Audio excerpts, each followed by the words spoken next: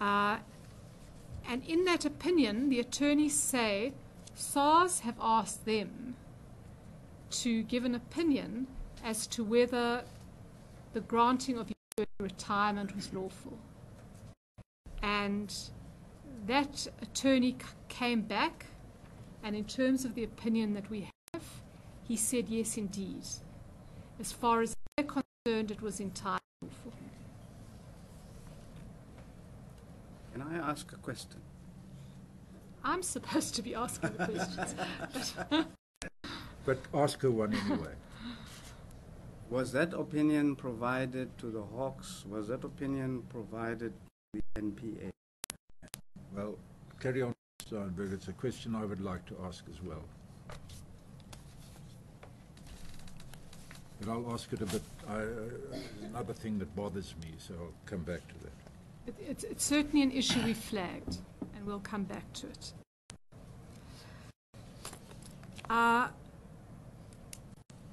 Notwithstanding that opinion, you, along with the 3 people, were suspended in December 2014. And the KPMG report was submitted. Can you tell us what happened with that suspension?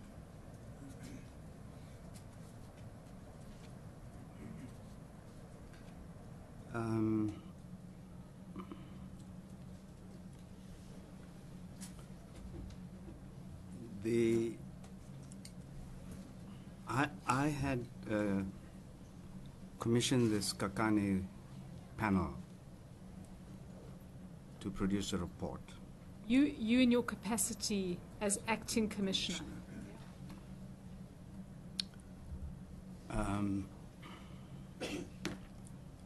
Tom Moyane became commissioner, and he then interacted with this Kakane panel. Mr. Pillay, I think take a step back and tell us why you commissioned the Kakane panel and what you asked them to do. We had a previous panel called the Kanyane panel to go into allegations that Ms. Belinda Walters made against Johan van Lochrenberg. That report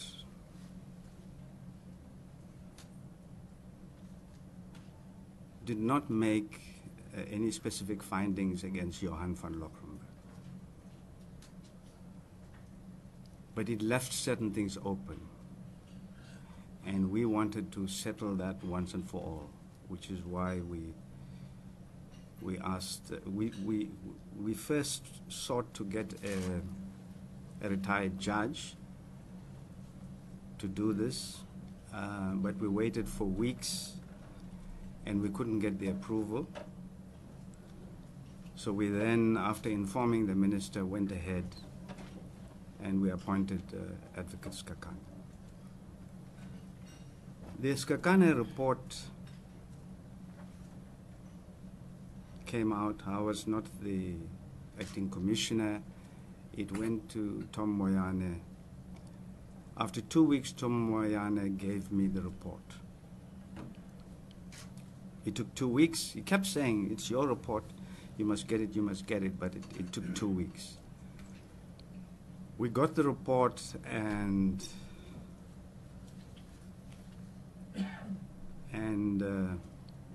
we were very surprised. We then set about reviewing the report ourselves. And we produced a document called the Critique of the Skakane Report. I hope you have been given that document. Okay. I sent this document to Tom Moyane with a covering note, raising very serious issues. And basically we said it erred in fact and in law.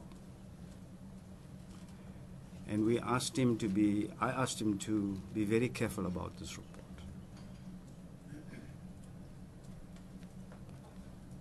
Because the way it is, it opens the door to all sorts of things. I mean, right now, yesterday, there's a taxpayer who's been evading his liabilities now for something like 10 years, who's gone to court to say he was investigated by the rogue unit, and therefore the whole process is tainted. Okay, it's not true. It's not true at all, but all sorts of people are going to try these things because of the report and because of the manner in which the report was handled. So I sent this to Tom. I asked him for permission to distribute the report to EXCO members. By the way, by then there were no more EXCO members, but the former EXCO members.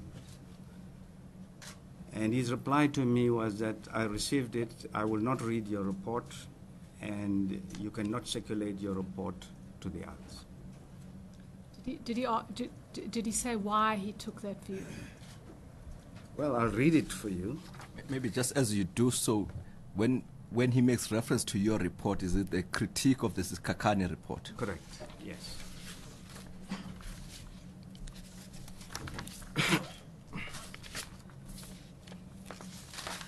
Yeah, he says, I acknowledge receipt of your envelope with 2 sets of documents.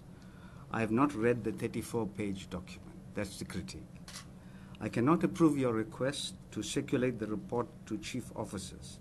At this stage, I do not consider it appropriate that you share your views with the chief officers, as this could be construed as an attempt to influence or impose your views on them. And if I'm remembering correctly, I was then suspended the next day, together with Mr. Pete Richer. Sorry, together with? Together with Mr. Pete Richer. And you then launched an urgent application at court to overturn that suspension that December, and you succeeded. Yes, we succeeded, and it was a notable judgment which everybody has ignored. KPMG has ignored, SARS has ignored, because it says, you know, technically speaking, the unit in question was approved by the minister. It says that the Kakane report doesn't have any findings against me, and it ordered that the suspension be withdrawn, which it was, and then it was reimposed a day or 2 later. So you were suspended afresh, a day or 2 later. We've strayed into the rogue unit narrative. I don't think there's much left to say about the early retirement narrative. As I understand... May I say something on that?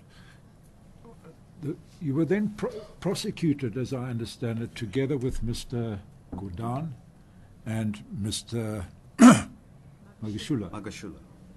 In relation to this pension issue. That's right. That's right. When did that prosecution start? When were you served with an indictment? I was served with a summons. Let me find it.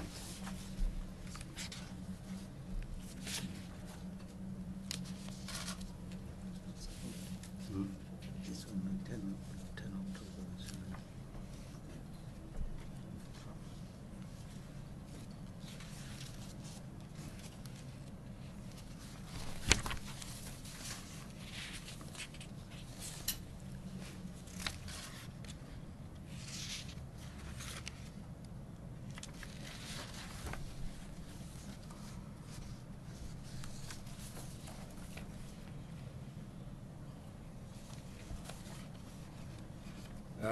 My information is that it was on the 11th of October 2016.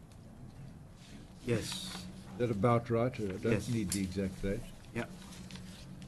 Now, that prosecution was instituted and was later withdrawn. That's right. Now, I'm a bit puzzled, and it goes back to this opinion to some degree. I'm a bit puzzled as to why there was a prosecution when there was legal opinion inside and outside the institution that everything had been legal.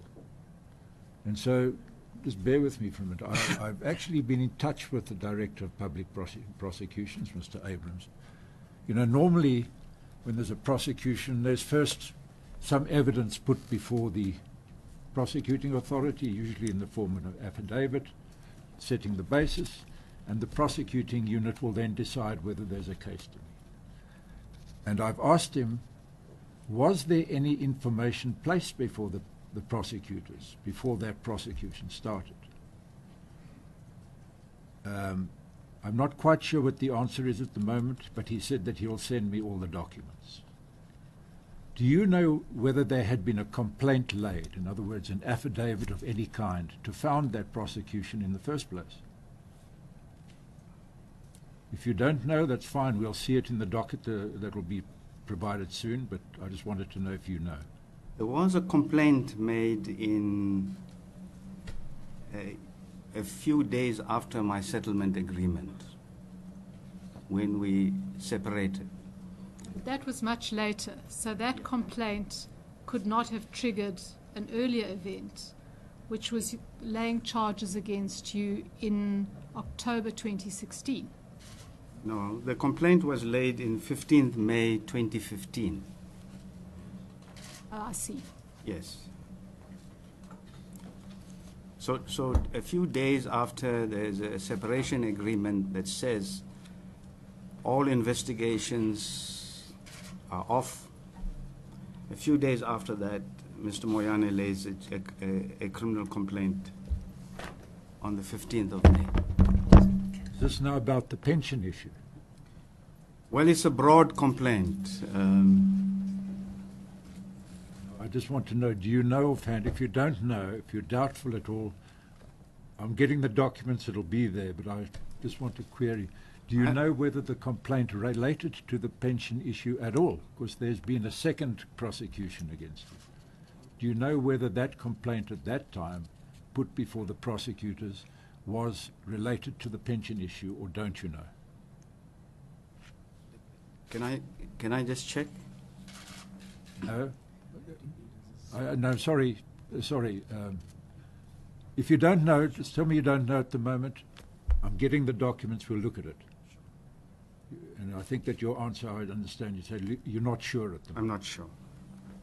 And the prosecution was then withdrawn. Do you remember the date when it was withdrawn? I suspect I have it here somewhere. But It's the 31st of October 2016. Does that sound right, Mr. Pillay? no. Yes. Sorry, 31st of October 2016. Yes. Well, 30th of October 2016. Yes. And were you ever told why it was withdrawn after it had been started in the first place?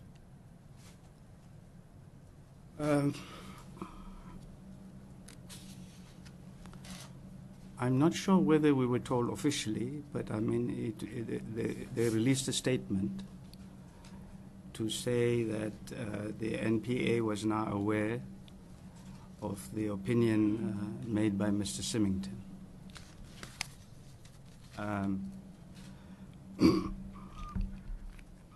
Yes. But that opinion had been given long before the prosecution started. Well, there's a communication between the NDPP and the then head of Hawks in Tlemeza, where the NDPP accuses Tlemeza of suppressing the document or not passing on the document to the NDPP. Well, I'm told as well that the present acting commissioner got knowledge of that opinion only, where is it? Attorney's opinion. Yes. No, just tell me the date. On 18 April.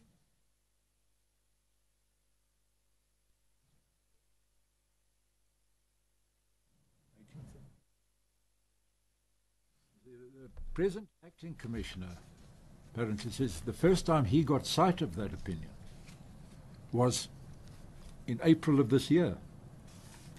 So I just wonder, I mean, this opinion has been in SARS all this time, and the acting commissioner has only first time seen this.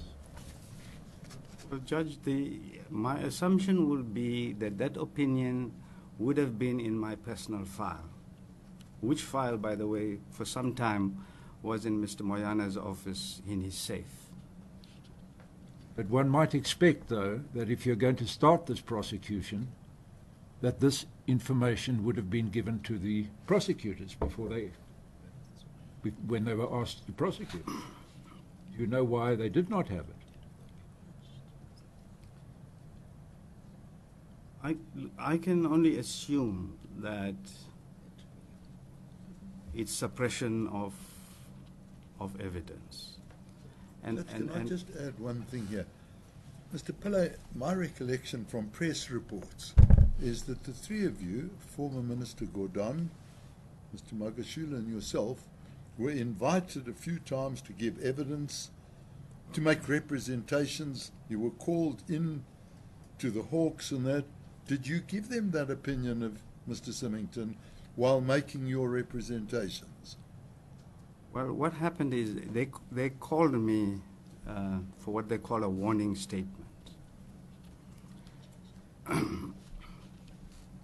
They actually didn't ask us any questions, and at that stage, they hadn't formulated the indictment. They didn't ask us any questions. They took us through and explained what they have. We asked for time to make representations to the Hawks. And as we were pursuing that, the Hawks then said, listen, the time has passed. We are now sending it to the NDPP. That's the end of the matter. And that, we have correspondence on that. Let me just make sure that we get this clear. There are two opinions we're talking about. Yes. Right at the outset, when you were contemplating this pension arrangement, you spoke to Mr. Symington, and he gave an opinion. Now, that's in 2009. Okay.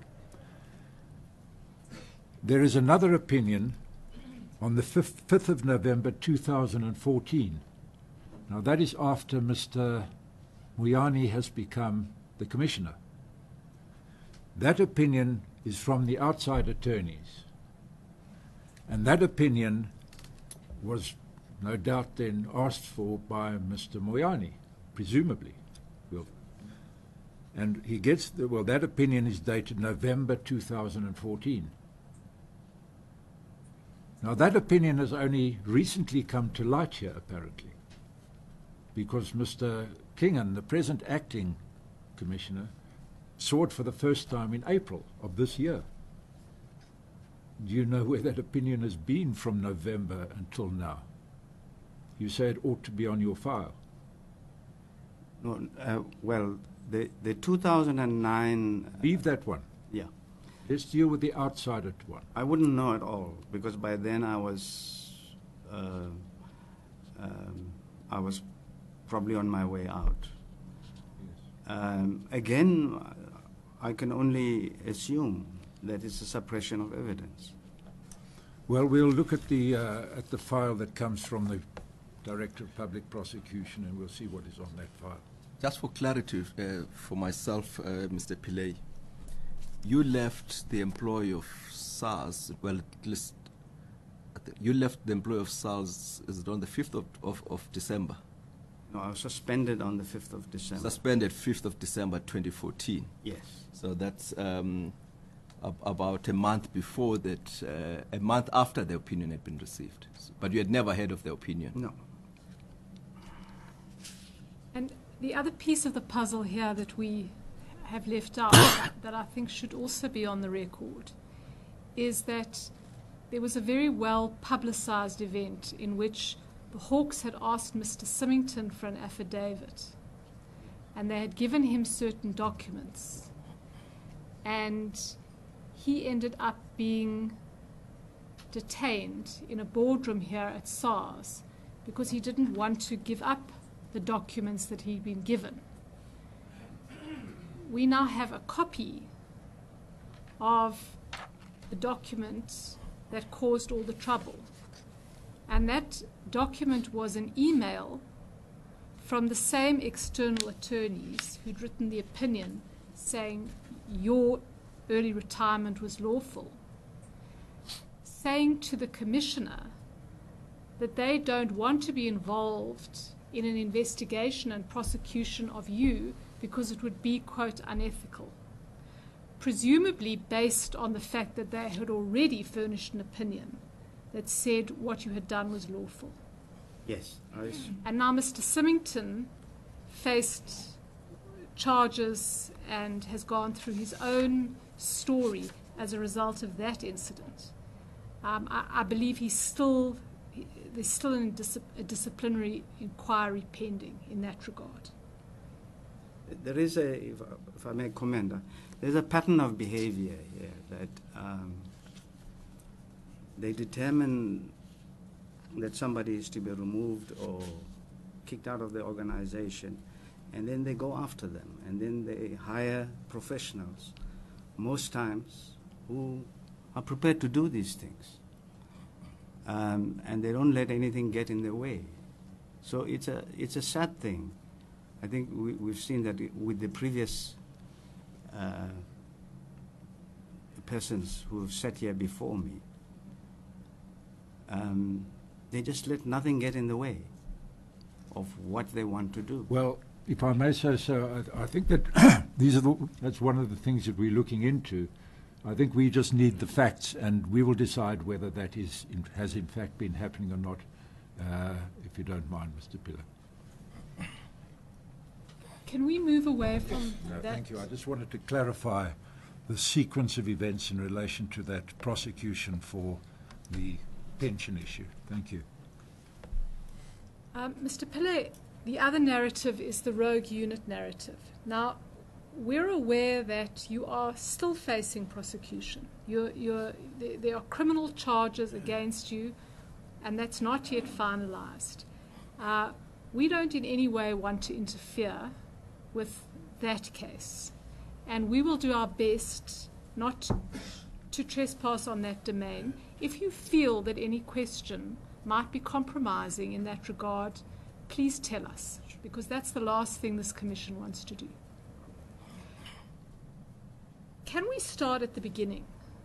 There is so much noise around this rogue unit. We heard this morning that it was a lawful unit set up in SARS some years ago. And perhaps you have a little more detail and insight into the origins of this unit, how it was established, its legality or otherwise, and a little bit about what it did. Yes.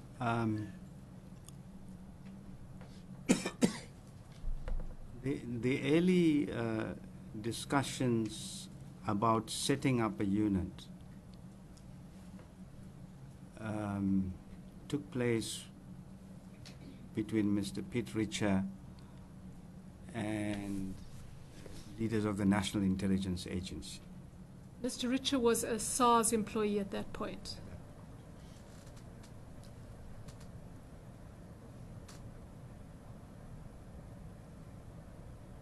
We had for some years, as we worked on the field, we began to notice how big a problem the illicit economy was becoming. we had sent a number of requests to the intelligence agencies for assistance. We didn't really get any assistance, which is why we developed the view that let us try and set up this unit within the National Intelligence Agency. We'd be involved in the recruitment and the training, but they would operate in the agency. They would be dedicated. Now, there's a precedent for this. And as Mr. Godin said on Monday, we created such a capability in the NPA, in the prosecutions. After they took our delegations away, we then spoke to them to say, look, this is what we want to do. And we got the initial funding for the unit, and the unit had at one time up to about 25 prosecutors dedicated to SARS matters. So there's a precedent. That's how we were thinking about the problem.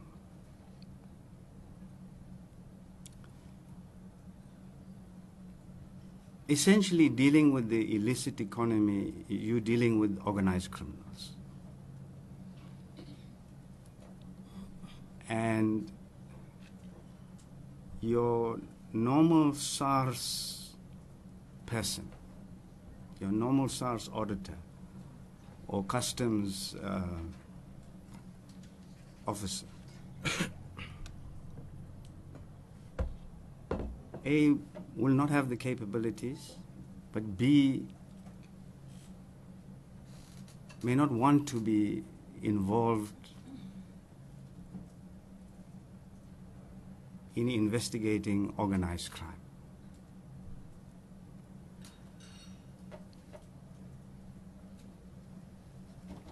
So at some point, the negotiations between Mr. Richer and National Intelligence stalled. And it stalled from their side, from National Intelligence.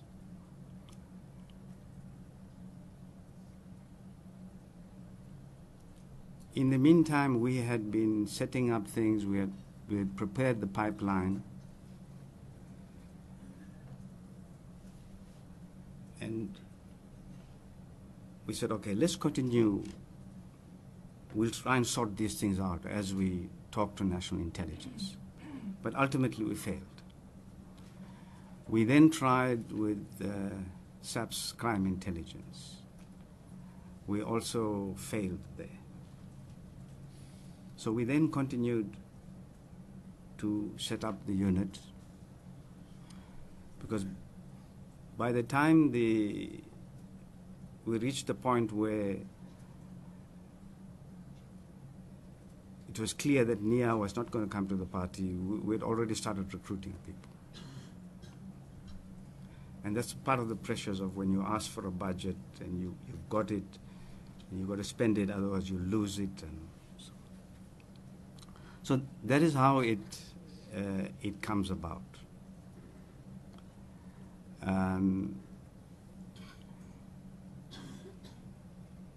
It's also part of the general approach, and you might have noticed some of it from the slides that Mr. Gordon showed. We tried a lot of things at different times.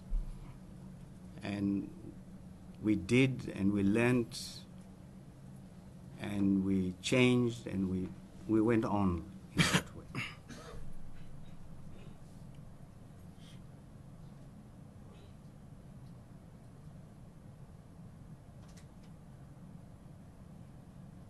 After about 18 months, we reviewed where we were, and we made huge improvements to the group. We tried to get the policies in place, we get the procedures in place, get the proper training for people,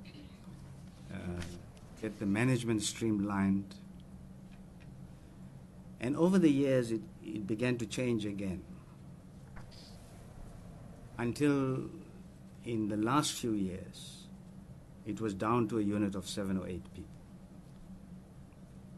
as we migrated people to the different units. Some left SARS and so on. The work that it's done, the reports are available. They did some fantastic work on the tobacco industry, on abalone,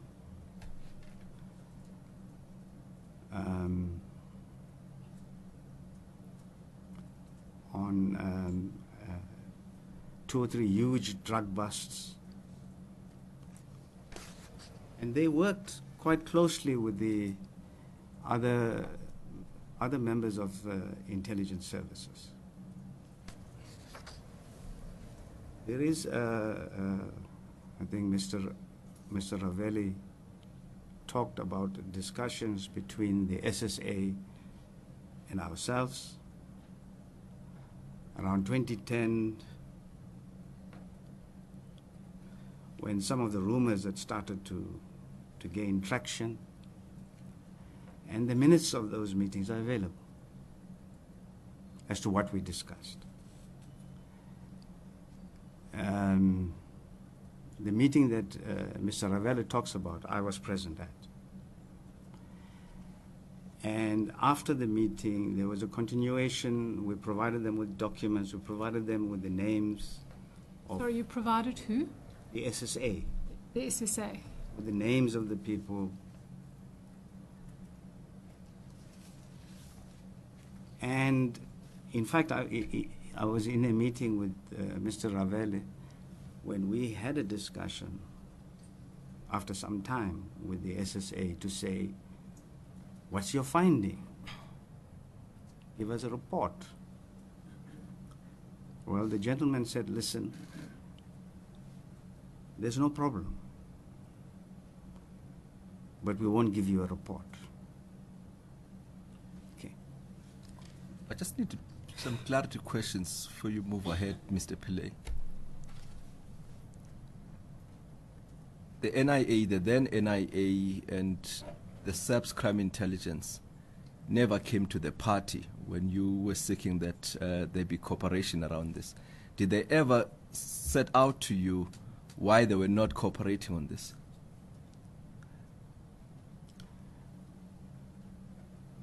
Look, I think we must ask Mr. Richard that, who was involved in those discussions. But I can only assume that they were uneasy with having a dedicated unit in their own midst that would be also answerable to us. That would be my assumption. But didn't they ever write to you and set out the difficulties they have with the proposal? No. So let me come to one point, that is, it is true that in setting up the unit, and even later when it came to the much smaller unit that existed, we tried to shield them from the normal SARS officers, but at all times they were employees of SARS. They received salaries and they received tax certificates, etc. They were on medical aid, so they were SARS employees.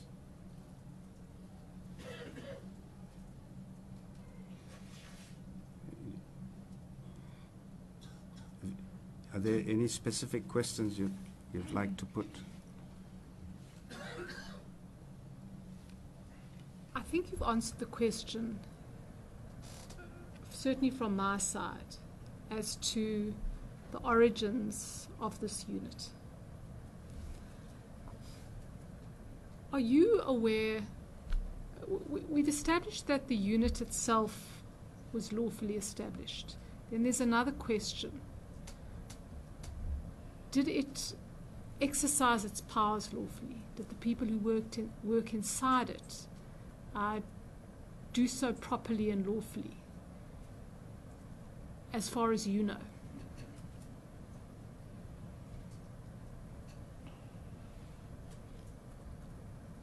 My answer to that would be that I think overwhelmingly they did the right thing. Is it possible that some things went wrong? I think that's possible. I think that's always possible. But by and large, the unit did some excellent work. Did you ever receive any complaints about any of the members of that unit having gone rogue?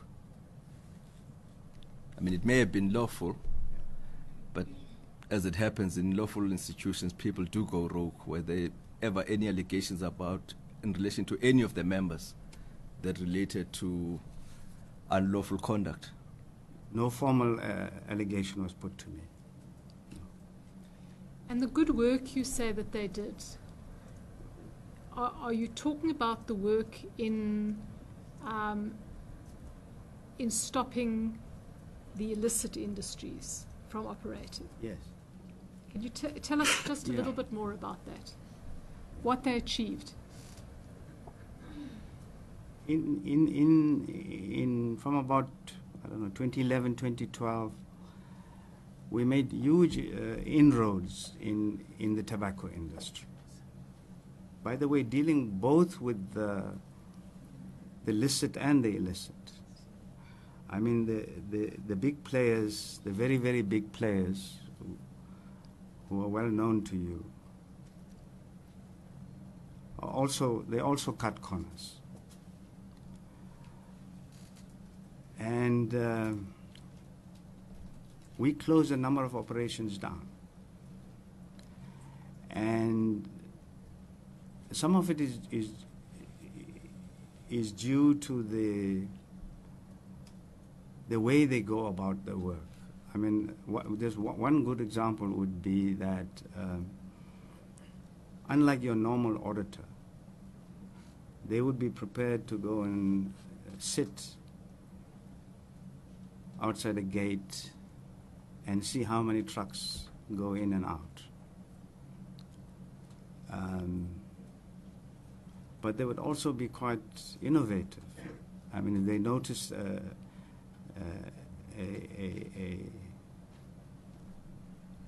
camera, JPMD camera, then they went to the authorities and said, listen, can you, this is what we're doing, can you refocus the camera?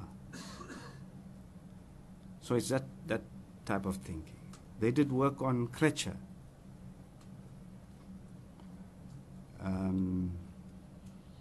We did work on the illicit gold dealing, where we made some huge breakthroughs.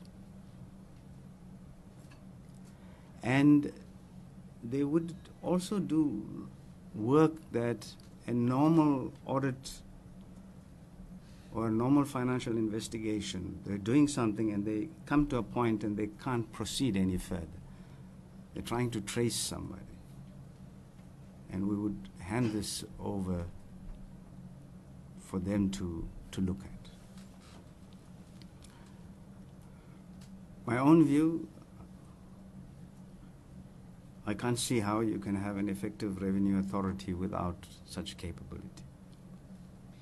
Minister Gordon, in fact, spoke about how in other areas of SARS, as you as a team were establishing SARS, you benchmarked best practice. Does this type of unit exist in other parts of the world, in other revenue? Yes, it does. Any examples?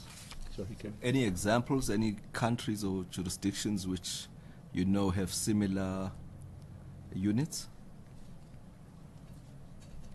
We did the work. I'll prepare the document. I'll send it to you. rather than hazarding a guess. But Mr. Pillay, can you just tell me how many, I presume that the number of people in this unit varied over time. What was the maximum number of people? 26, 27. 26.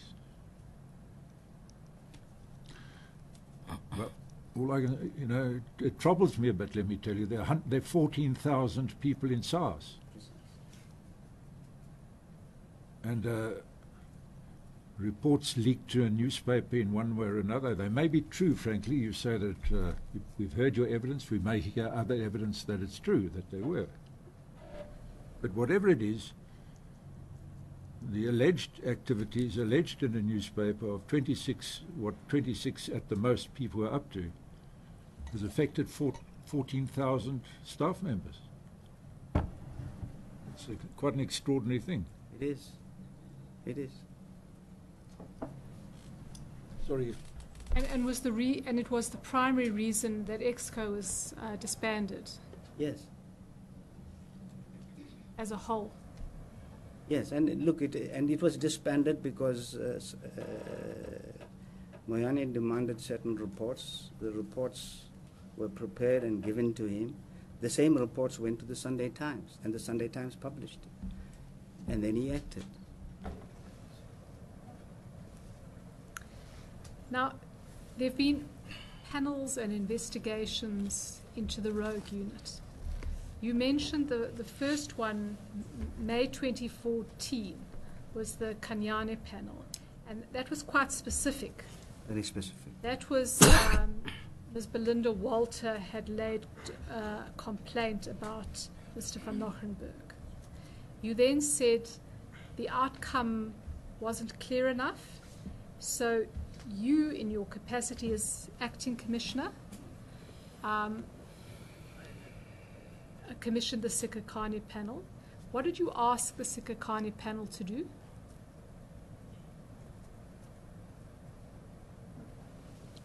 Basically, we asked them to investigate the allegations that Belinda Walters had made about Johan van Nochenberg.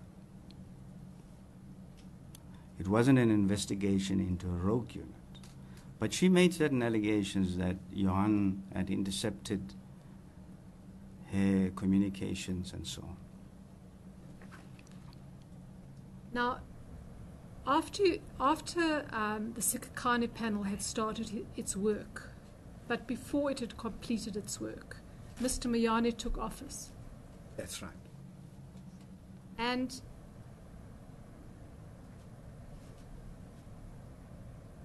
you made a representation to the Sikhakhane panel, which you gave to Mr. Moyane. Is that correct? Yes, I did. Then the terms of reference of the Sikhakhane Commission changed. Is that right? That's right. Can you tell us about that? Well, the first I knew about it is when you actually read the Sikhakhane report. That's where they say they decided to change the terms of reference. They, the panel, or on instruction? What it says there is that they, the panel, decided to change the terms of reference. They could not ignore the publication of articles week after week by the Sunday Times. That's basically it. And did they broaden the terms of reference? Yes. So it became wider than the complaint laid by the initial complaint, to include what? To include the allegations, so-called allegations about the rogue unit. Now, you'd already made your submissions to the panel. Were you given an opportunity to make submissions to the wider terms of reference? No.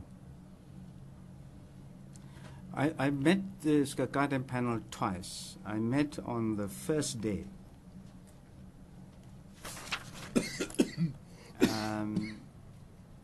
And I gave them a briefing. We then submitted a written report, first written report to them. And we then had a meeting with them. They did not inform me that they had changed the terms of reference. They asked questions about equipment and about a 600 million slush fund, as if you can hide 600 million so easily. And we then went back to prepare a second submission to the specific questions, which we got signed off by the CFO to show expenditure, to say I've been through all the documents, and there's nothing like that. We submitted the second one. Was the CFO at the time? Mr. Bob Head.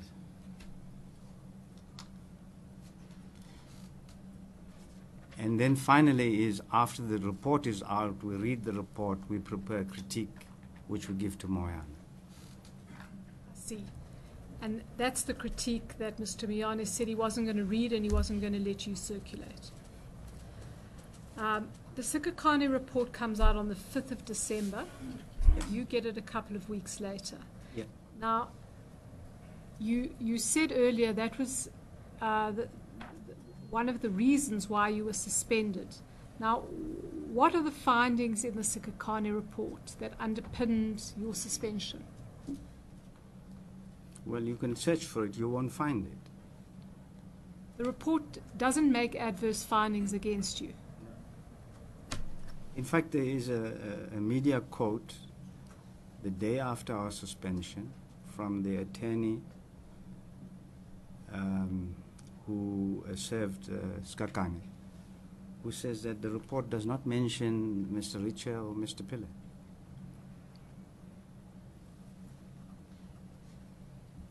Well, we have a copy of the papers in the Labour Court